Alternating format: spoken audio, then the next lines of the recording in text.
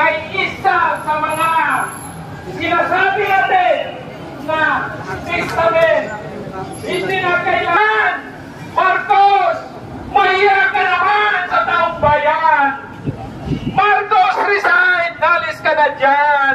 Dahil ginagaw mo ang pera ng bayan. Kami po ay mamamayan para sa bayan. Hindi ikaw karapat-dapat na magiging mamuno ng presidente sa Pilipinas. Kami po ang mga moro na nandito sa Manila para manawagan na alis ka na, Marcos. Sobra na, palitan ka na. Kasi ninakaw mo yung gas na 2025, 2026 na 1.2 trillion. Mga kapatid, nandito po kami.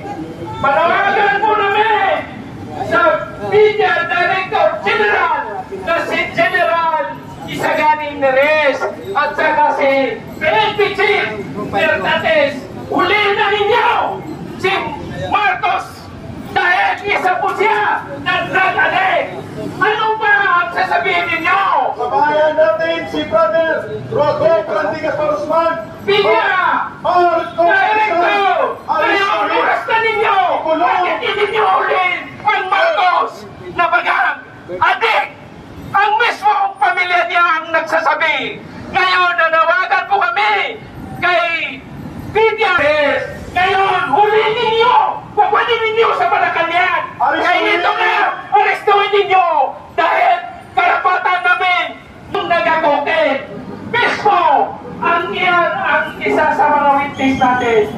Mga kaibigan, mga kamag-anak, mga Pilipino, mga taong bayan na nandito po tayo, magkakaisa po tayo para alisin natin ang Marcos resign para mawala na dyan. Ito po ang inyong kapatid, Kamuro, na galing sa Mindanao. Nandito po yung mga ibang Moro na galing sa special geographical area na bagong tinayo na bar.